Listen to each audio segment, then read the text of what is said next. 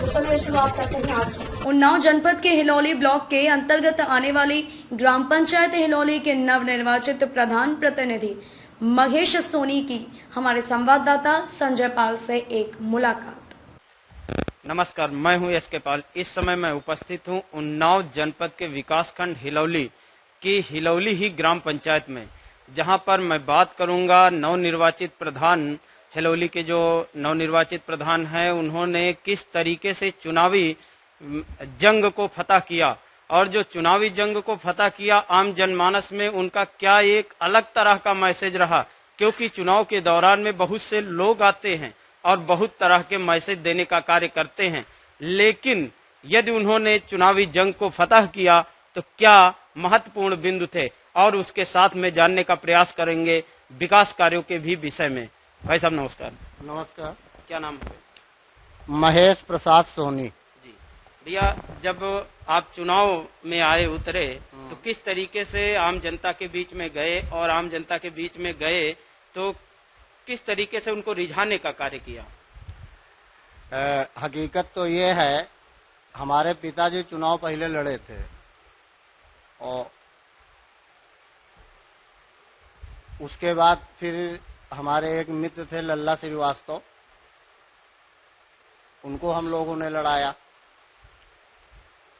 तीसरी पोजीशन रही उनकी, वो भी चुनाव हार गए। लल्ला श्रीवास्तव अब हमारे बीच में नहीं है। 14 साल हो गए। 14 साल से निरंतर लोगों ने हमसे शुरुआत में कहा, महेश भैया अब तुम तैयारी करो। हमारा स्वभाव ये था कि सुख दुख में लोगों के बीच में हम तत्पर खड़े रहते थे और तन मन धन के साथ खड़े रहते थे यथासंभव।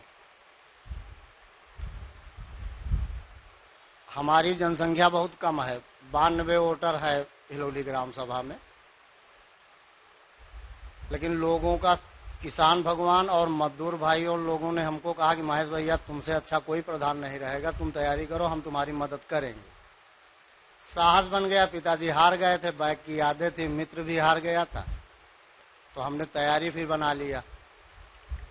नहीं, कहीं न कहीं सोचने का बिंदु है कि आप एक बड़े व्यवसायी के रूप में जाने जाते हैं हिलौली में। और राजनैतिक दृष्टिकोण में आपके आने का एक जो लक्ष्य है वो कहीं न कहीं साफ दिखता होगा कि जनता के बीच में किस तरह से, या जनता किसी तरह से आपसे उम्मीदें रखती होगी क्या? हाँ, उम्मीदें हैं। पहली बात तो यह है कि महेश भैया ईमानदारी के साथ वर्क करेंगे, और हमारे बीच में जब निस्वार्थ परमानेंट 10 साल से नहीं 15 साल से निरंतर कर रहे हैं, तो जब सरकार ब्लॉक में व्यवस्थाएं जब देगी तो महेश भैया उसको जो है ढंग से जो है वितरण करवाएंगे। ये जनता हमसे उम्मीद रखती है और हम प्रयास करेंगे कि जितना हम अच्छा कर सकेंगे उतना ही हम करेंगे। बैक का कार्यकाल अन्य प्रधानों को हमने देखा भी है, तो हमारा प्रयास ये रहेगा कि उनसे हम अच्छा करें। अब कितना कर पाते हैं वो बात की बात है, बस ये है। जो शपथ ग्रहण हुआ, शपथ ग्रहण के बाद इधर की जो भी कार्य योजना आपके मन में आया होगा कि मैं किस तरीके से अपने विकास का आगाज करूंगा कि मैं यदि प्रधानी जीता हूं तो एक नए सिरे से एक नया विकसित हिलौली और विकासशील हिलौली बनाने का कहीं ना कहीं लक्ष्य रहा होगा, तो कैसे बनाएंगे? कई बिंदुओं पर विचार है हमारे दिमाग में, और उस दिन हम गए थे विधानसभा अध्यक्ष हृदय नारायण दीक्षित के पास, मिलने गए थे, आशीर्वाद लिया उनके, और उसके बाद हमने जो 2 बातें उनसे कही, एक राष्ट्रीयकृत बैंक और दूसरा जो है गर्ल्स इंटर कॉलेज।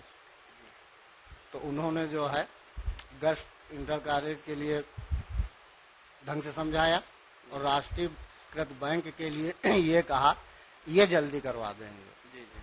तो इसके लिए उन्होंने भी हमसे कहा। अब रही बात रचनात्मक कार्य से शुरुआत की शैली बनी।